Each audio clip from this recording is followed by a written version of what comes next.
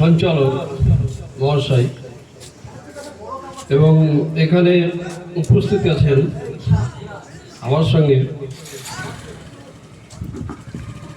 দেবপুর পরিচালিত সত্যপুর স্থানে যে গভর্নমেন্ট প্রাইভেট স্কুল আছে ওনার সম্মানীয় হেডমাস্টার মশাই, সেই সঙ্গে উপস্থিত আছেন আমাদের দেবপুরের সম্মানীয় ব্যক্তি আতিকুর রহমান এবং এই সংস্থার যিনি বর্তমান প্রেসিডেন্ট, সকলের প্রতি আমার আন্তরিক শুভেচ্ছা জানিয়ে দু চার কথা বলছি।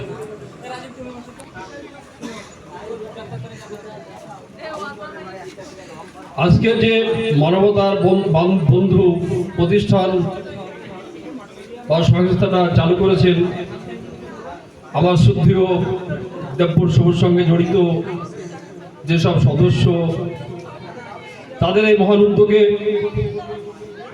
আজকে আমি খুব আনন্দিত এবং গর্বিত।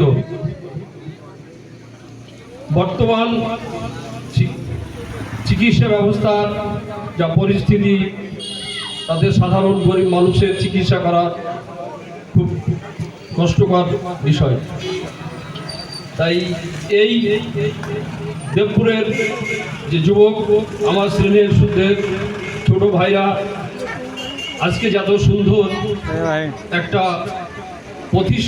মানে সেবামূলক প্রতিষ্ঠানের অনুষ্ঠান করেছেন, এর জন্য আমি আরেকবার তাদেরকে আন্তরিকভাবে ধন্যবাদ জানাচ্ছি।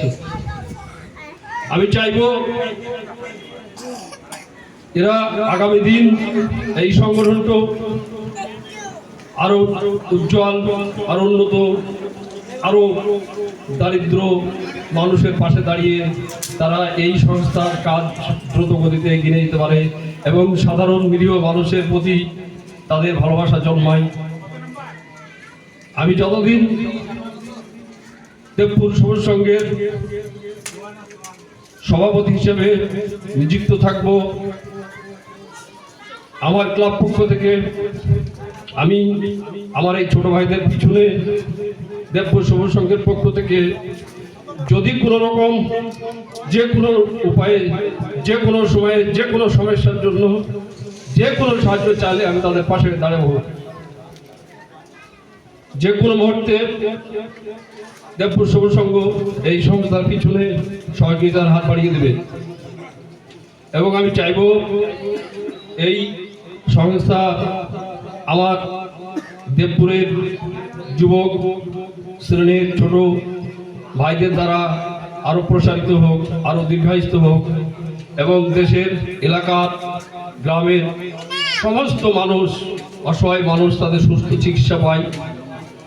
আর আজকে ডাক্তারবাবু এসছেন, ডাক্তারবাবু যিনি এই ছোট ভাইদের সহযোগিতায় এই সংস্থার উন্নতি কল্পে আমার এলাকার মানুষের পাশে দাঁড়ানোর জন্য যিনি ডাক্তার মশাই আজকে এখানে এসেছেন, ওনাকে আমার এলাকার গ্রামবাসীর পক্ষ থেকে এবং আমার ব্যক্তিগতভাবে আমি অশেষভাবে ধন্যবাদ জানাই। আপনি আগামী দিন এই সংস্থার পাশে থাকবেন এবং আগামী দিন আরো বড় করে এই ছেলেদের সহযোগিতা করবেন, এই আশা, এই আকাঙ্ক্ষা রেখে আমি আমার বক্তব্য শেষ করছি। ধন্যবাদ।